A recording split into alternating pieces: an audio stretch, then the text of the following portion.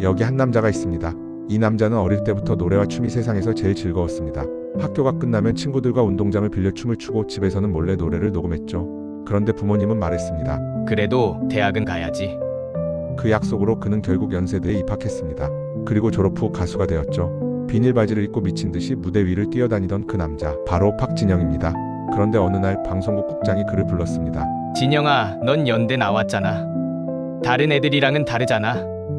그 말엔 묘한 의미가 숨어 있었습니다. 춤을 추고 비닐 바지를 입고 아무리 튀는 행동을 해도 그의 학벌 하나가 그 모든 것을 이해 가능한 범위로 만들어버린 겁니다. 이 일화는 한국 사회가 학벌을 바라보는 방식을 아주 정확하게 보여줍니다. 학벌은 단순한 학교 이름이 아니라 신뢰의 상징이기 때문이죠. 여기 또 다른 한 남자가 있습니다. 2000년대 후반 한국 힙합 씬에는 독보적인 아티스트였고 본명은 이선웅. 2010년 어느 온라인 커뮤니티에 글 하나가 올라옵니다. 스탠퍼드 졸업이 진짜일까? 사람들의 입에 오르내리기 시작했고 사람들은 그의 이력을 샅샅이 뒤졌습니다. 3년 반 만에 따는 게 가능해? 스탠퍼드에서 이런 전공 조합이 있어? 논문은 진짜 써졌나? 이상하게도 그는 너무 똑똑해서 의심받았던 거죠. 한국 사회에서 좋은 학벌은 칭찬이자 동시에 의심의 대상입니다. 저렇게 머리 좋은 사람이 정말 존재할까? 그 정도면 뭔가 뒷배경이 있겠지. 결국 커뮤니티는 이름을 바꿉니다. 타블로에게 진실을 요구합니다. 줄여서 타진요. 타진요 회원수는 10만 명을 넘겼습니다. 그들은 하나의 신념으로 뭉쳤죠. 우리는 진실을 추적한다. 하지만 그 진실은 이미 결론이 정해져 있었습니다. 타블로는 거짓말쟁이다. 그들은 스탠퍼드에 이메일을 보냈습니다. 타블로라는 학생이 정말 있었나요?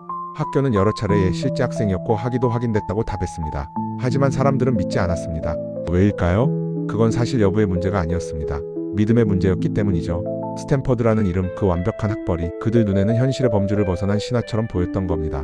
결국 그 신화를 믿지 못한 사람들은 그걸 부정해야만 마음이 편했습니다. 그런 완벽한 인간은 존재할 리 없다. 그게 타진요의 진짜 심리였습니다. 스탠퍼드 대학교는 공식 문서를 공개했습니다. 타블로의 졸업과 논문은 모두 사실로 확인됐습니다. 경찰도 조사했고 모든 주장은 허위로 판명났죠. 하지만 이미 너무 늦었습니다. 그의 가족은 협박을 받았고 그 자신도 오랜 기간 방송과 음악을 중단했습니다. 그가 한 인터뷰에서 이런 말을 남겼습니다. 진실은 이겼지만 나는 졌다.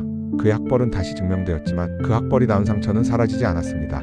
타블로 사건은 한국 사회 학벌 신앙이 낳은 자화상이었습니다. 우리는 학벌을 믿지만 동시에 학벌을 의심합니다. 학벌을 부러워하면서 또 미워합니다. 그 이중적인 감정이 인터넷 시대의 광기로 폭발했죠. 결국 이 사건은 이렇게 말합니다.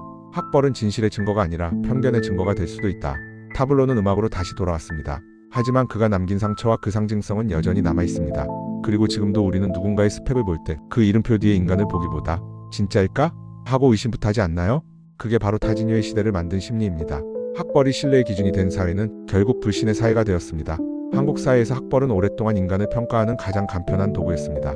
누군가의 실력, 인성, 태도를 일일이 검증하는 건 너무 복잡합니다. 그래서 사람들은 대신 묻습니다. 어디 나왔어요?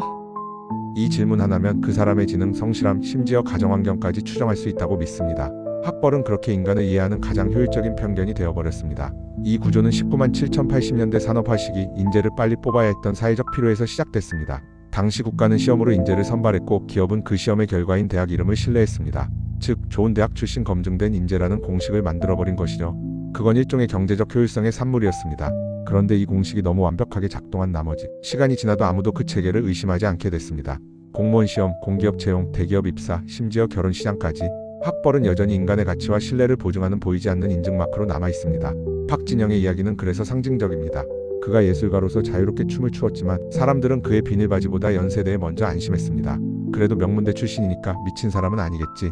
이게 바로 한국 사회가 학벌을 다루는 방식입니다. 학벌은 실수의 보험이고 개성의 완충장치입니다.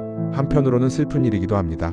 그의 무대에서 빛난 건 실력이었는데 사람들이 믿은 건 학교 이름이었으니까요. 이제 문제는 이 인식이 사라지지 않는다는 겁니다.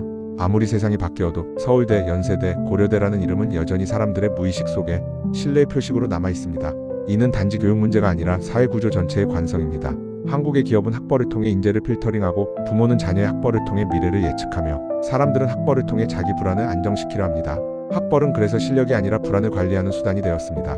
이 사람은 믿을 수 있을까? 그 답을 학교 이름에서 찾는 사회. 그게 지금의 대한민국입니다. 하지만 이 시스템은 완벽하지 않습니다. 이제는 좋은 대학을 나와도 좋은 인생을 보장받지 못하는 시대가 됐습니다.